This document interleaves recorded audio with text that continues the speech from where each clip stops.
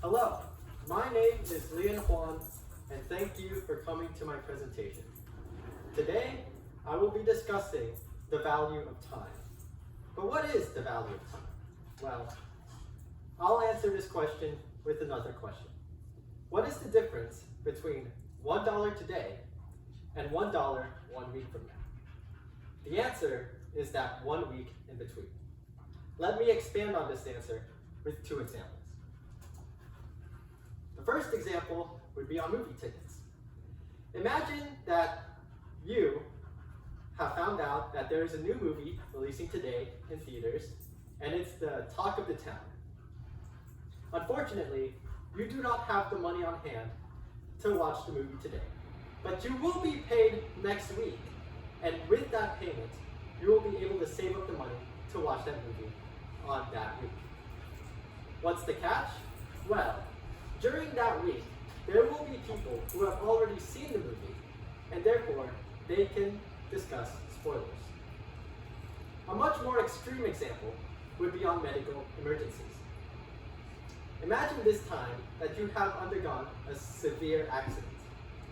You have gone to the hospital, and the medical facility tells you that if you want to survive, you must undergo a necessary surgery.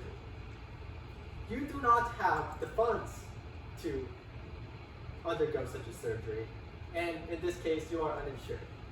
Fortunately, you do have friends and family who are willing to pool up their own resources to fund the surgery for you. But the problem is that it takes a week for them to gather the necessary funds. Do you have 1 week to survive that long in order to save up and undergo such a surgery? Chances are, you might not even make it. Individuals are not the only ones who have to think about the time value of money. Businesses as well.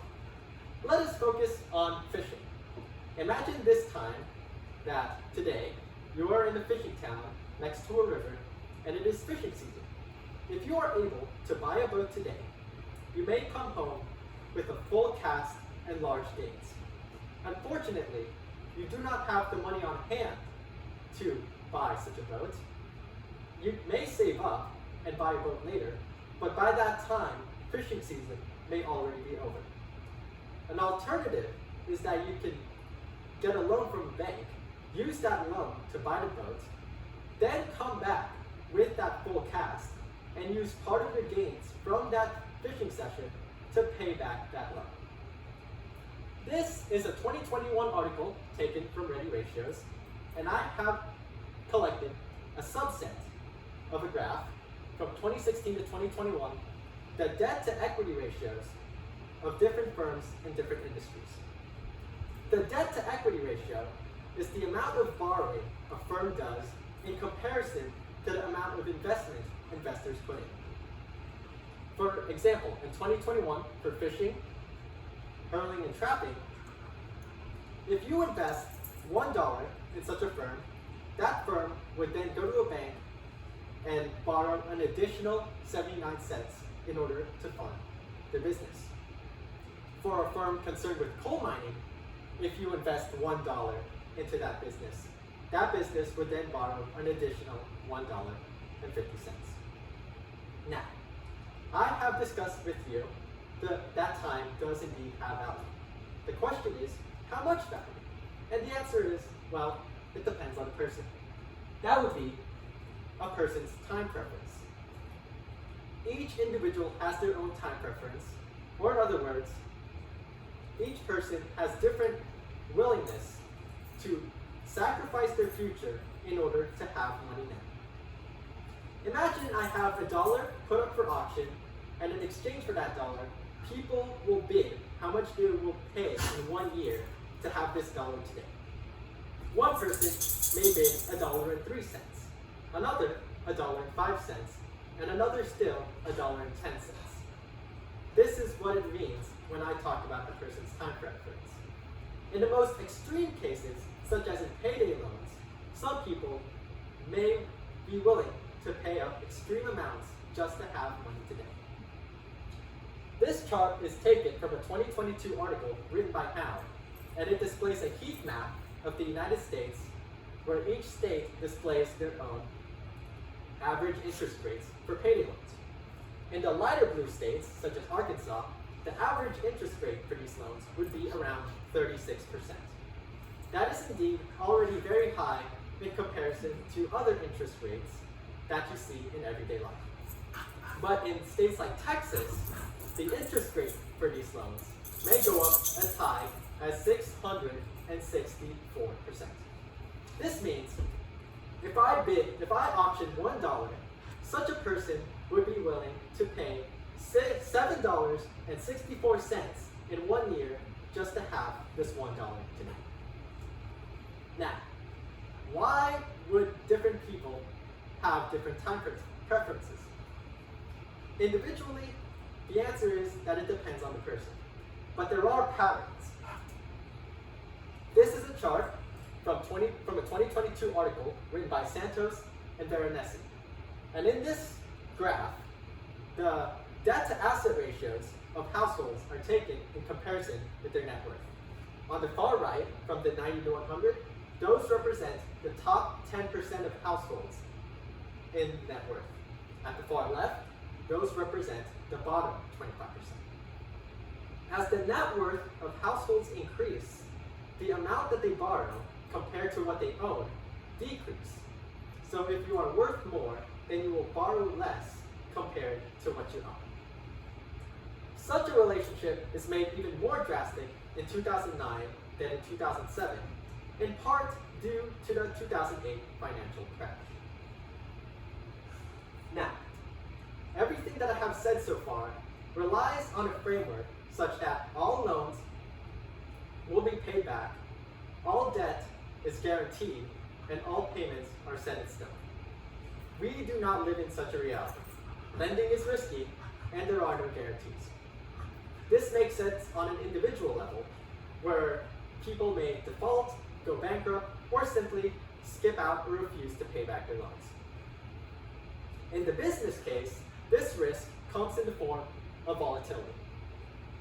Here, in this graph, taken in 2020, written by Ross, a segment of investment options are graphed where the vertical axis represents the average historical returns yearly, and the horizontal axis represents the standard deviation. The standard deviation in this case represents how far and how frequent a return of a price jumps up and down from year to year. In this case, this means that such volatility is risky because it is unpredictable and you do not know really how far up or down an investment option would be away from its average return.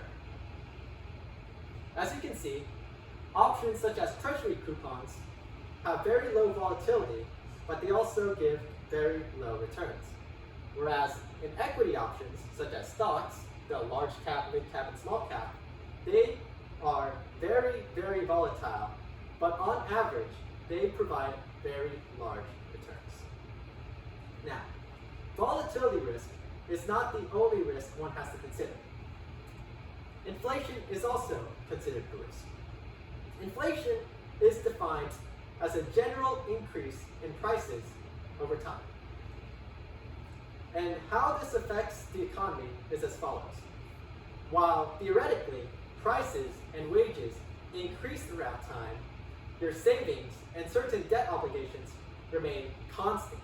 Therefore, as time moves along, your savings will be reduced in purchasing power because the amount of stuff you'll be able to buy through your savings becomes less and less due to the increase in prices. This is why people say that inflation is called a tax on your savings.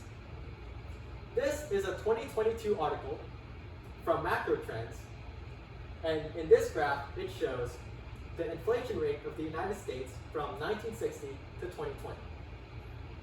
The inflation in 1960 starts out at roughly 1%, then it jumps to as high as 14% in the 70s and 80s due to a concept known as stagflation.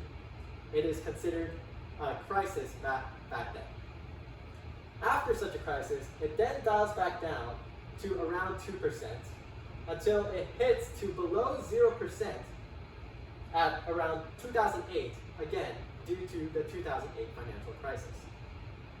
In 2020, the interest rate would be around, again, 2%, but then you notice quite a bump in the inflation rates from 2020 to 2021. This is most likely due to the current pandemic. Now, all of these risks have to be taken into account by financial institutions and other lenders when it comes to setting up their interest rates and lending money to different people. But the underlying reason why borrowing exists in the first place is because we all understand the value of time. Thank you very much.